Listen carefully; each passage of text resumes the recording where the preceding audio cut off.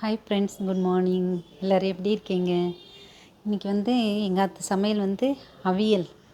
இந்த அவியல் எப்படி பண்ணேன்னு நான் ஏற்கனவே சொல்லியிருக்கேன், மறுபடியும் சொல்கிறேன். நான் புடலங்காய், வெள்ளரிக்காய், சௌசௌ, கத்திரிக்காய், அதுக்கப்புறம் கேரட்டு, அப்புறம் சின்ன ஒயிட் பூசணிக்காய் எல்லாத்தையும் போட்டு அவியல் பண்ணலாம்.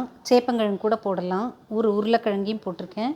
எல்லாத்தையும் நறுக்கிட்டு உப்பு மஞ்சப்பொடி போட்டு வேக வச்சுட்டு, அதுக்கப்புறம் கொஞ்சம் வெந்ததுக்கப்புறம் கொஞ்சம் புளி தண்ணி விட்டுட்டு, அதுக்கப்புறம் தேங்காய், பச்சை மிளகா, ஜீரகத்தை அரைச்சி விட்டுட்டு இறக்கிட்டு கருவேப்பிலையும் தேங்காய் எண்ணெயும் விட்டு சாப்பிட்டா ரொம்ப நல்லாயிருக்கும்.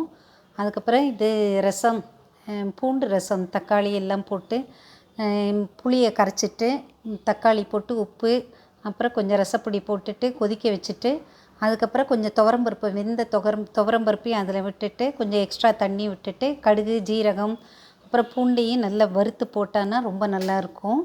தொட்டுக்கிறதுக்கு இந்த வடாம் பண்ணியிருக்கேன். அதுக்கப்புறம் இது சீனாரிக்காய் வடாம். இதுதான் எங்கள் அத்தை சமையல். Thank you friends.